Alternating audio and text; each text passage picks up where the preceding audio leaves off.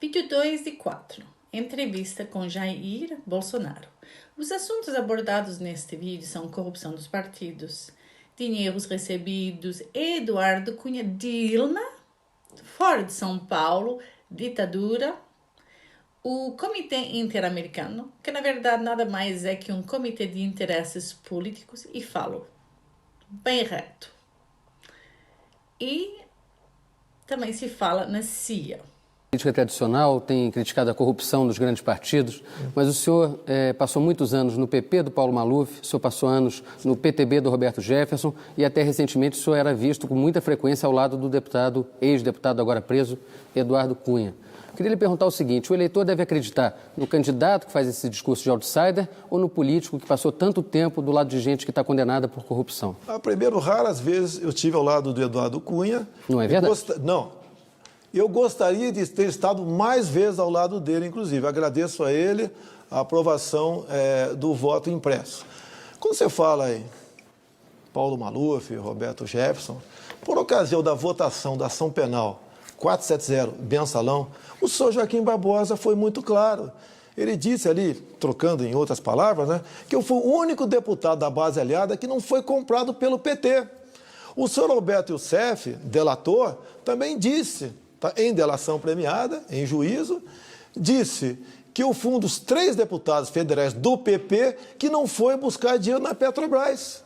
Eu fui o único deputado entre 1.428 candidatos que não aceitou doação de dinheiro da JBS Friboi.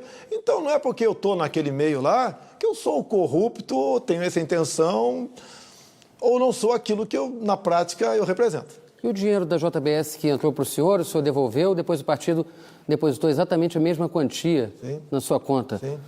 Olha só, em 2014... Muito claro que foi uma doação disfarçada, não? Calma, eu te explico. Em 2014, você não podia doar para candidato. Você tinha que doar para o partido.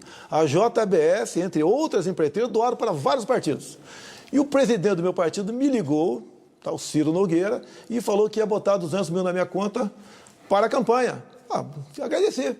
Ao longo de 4 anos eu agreguei quase 3 milhões de reais, só que no mesmo dia, ou melhor, no dia seguinte, um assessor meu, que é o major da Polícia Militar de Brasília, Jorge Oliveira, ligou para mim e falou: olha, esse dinheiro que entrou na tua conta é da JBS Friboi, do partido. Então eu devolvi para o partido o dinheiro em cheque.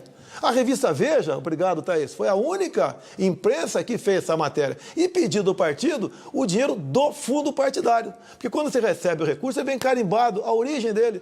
Então não aceitei. E naquela época, prezado Bernardo, não existia a figura da propina legal. Então sabia que ia ter problema, até porque a JBS tinha pego há pouco tempo, talvez por influência do senhor Henrique Meirelles, que estava no conselho da JBS Friboi, pegou empréstimo de 9 bilhões de reais. E aproximadamente 5% disso doou para partidos. Ora, uma empresa que vai buscar empréstimo doa 5% para partidos, com que interesse? Está na cara, foi uma operação casada, está na cara que ali nasceu a figura da propina legal. Voltando aí, boa noite, primeiramente. Voltando à questão da ditadura. Tivemos na presidência da República, nesse período democrático, um homem que passou pelo exílio, o outro foi preso político, e teve até uma senhora que, oriunda da luta armada. O senhor fala com muita desenvoltura sobre esse período e já rendeu homenagens a agentes da repressão. Sim. Então, o senhor vai ter peito para abrir os arquivos e permitir que a sociedade tenha acesso aos arquivos da ditadura? Primeira coisa, a senhora é Dilma Rousseff, não é isso? Sim. Onde ela esteve na semana retrasada? Representando o Foro de São Paulo, em Cuba, na democracia cubana. Vocês acham que essa senhora lutou por democracia? E o senhor vai abrir o arquivo? O primeiro marido dela, Cláudio Galeno, está vivo ainda, mora no México. Ele sequestrou um avião com 96 a bordo e foi para qual país democrático? Foi para Cuba. O segundo marido dela, que acabou de morrer, morreu há pouco tempo, Carlos Araújo, ele contou tranquilamente, num programa de televisão, que durante a lua de mel com Dilma Rousseff, fazia o quê? Para estimular o seu relacionamento, com toda certeza, expropriava bancos, roubava armas em quartéis e roubava caminhões de carga na Baixada Fluminense. Está a herança dela aí. Hoje em dia, os caminhoneiros, os transportadores, arcam com prejuízo de 1,5 bilhão de reais por ano, fruto de roubo de carga no Brasil. Você acha, com todo respeito, o prezado jornalista aqui, Esse tipo de gente lutou por democracia, você acha disso? Quando Fidel Castro morreu, eu estava lá chorando aos prantos no túmulo daquele homem que matou tanta gente. Você acha que eles lutaram por democracia de verdade? Então, se eleito, o senhor vai abrir os arquivos para a gente saber dessa história? Não tem mais arquivo nenhum. Tem sim, tá? tem sim. Os centros de inteligência guardam os arquivos. Desconheço. A lei da anistia sepultou isso aí. E a esquerda? Então o senhor vai ter a mesma postura da Dilma Rousseff? Vai abrir seus arquivos também? O senhor vai ter a mesma postura dela de manter os arquivos fechados, então? Isso é uma ferida que tem que ser cicatrizada. Sem a sociedade saber do seu passado? Esquece isso aí, é daqui para frente. O povo está sofrendo com 14 milhões de desempregados, com 60 mil mortes por ano, violenta, com 50 mil mulheres estupradas. É daqui para frente, vamos tocar esse barco para frente. E eu tenho falado, se eu chegar lá, é daqui para frente. O passado é a justiça e a história, os historiadores. Agora, você acredita numa Comissão Nacional da Verdade? A senhora Dilma Rousseff indicou 7 integrantes da mesa, todos, inclusive o senhor Pedro Dall'Ari, foi o último, né? Mas o senhor está fugindo da pergunta. Eu estou perguntando se o senhor vai abrir os arquivos. Nada, é daqui para frente. Não temos nada a esconder. Tá se não tivesse, abriria.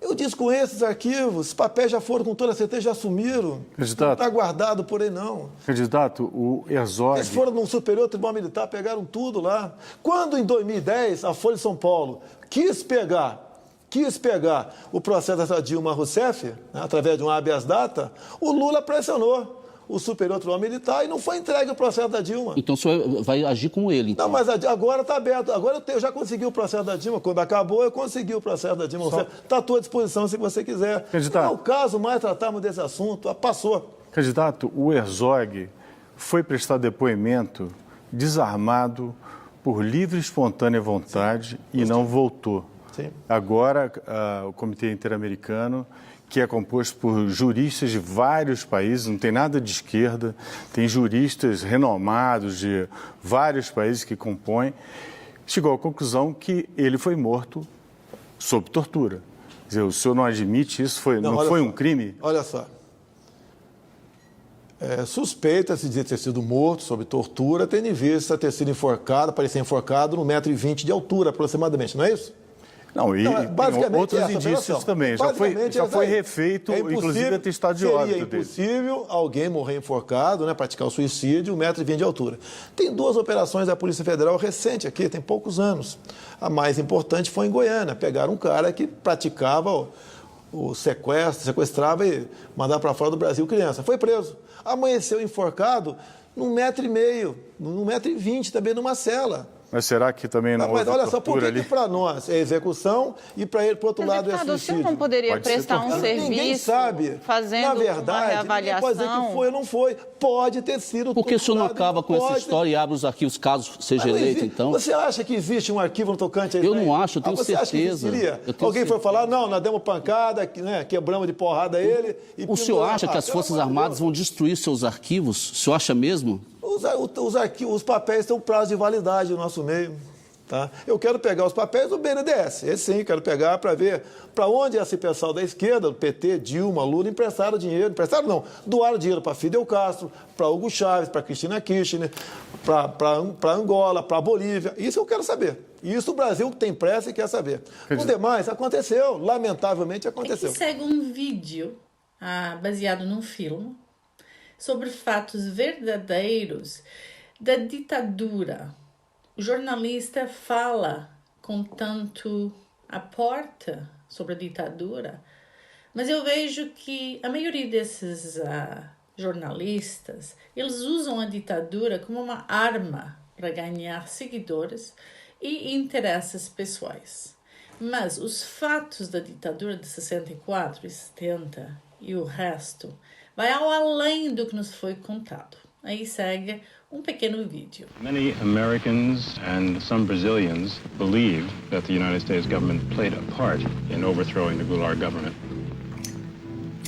Is it possible for the United States to be completely uninvolved in such a situation?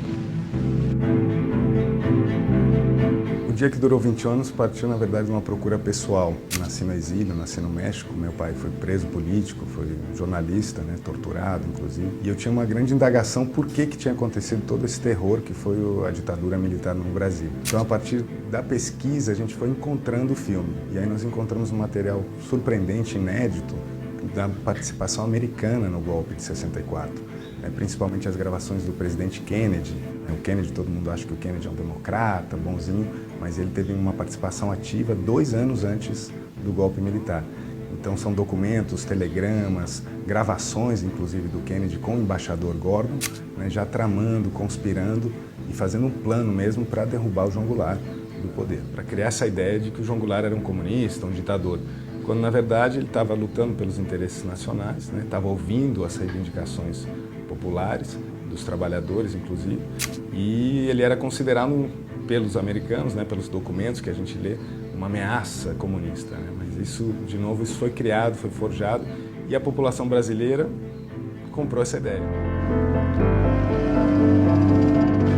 No contexto da Guerra Fria, né, aquela paranoia do comunismo, a disputa, né, geopolítica dos Estados Unidos e da Rússia pela dominação do mundo, e o Brasil, né, no hemisfério ocidental, né, não poderia ser uma nova Cuba, né, segundo os americanos.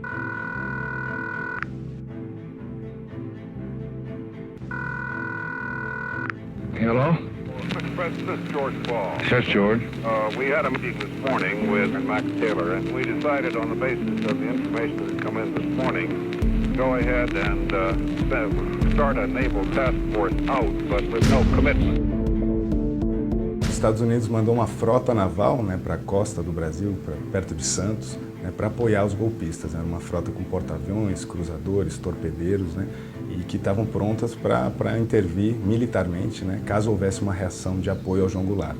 No fundo, a frota voltou, não foi necessário a frota ser utilizada, mas ela estava aqui, e essa operação ficou conhecida como a Operação Brother Sun, né, e o filme revela documentos e gravações do presidente americano, Lyndon Johnson, enviando a frota naval ao Brasil. Até um telegrama muito curioso que depois os Estados Unidos têm a cara de pau de pedir um reembolso ao governo do Castelo Branco do gasto que foi feito com essa frota naval. Né? Acho que era uma cifra de mais de $1 milhão na época. E aí depois o embaixador diz, olha, veja bem, presidente, acho que não é muito conveniente nós pedirmos isso, porque vai denunciar que nós tivemos uma intervenção militar a ponto de acontecer.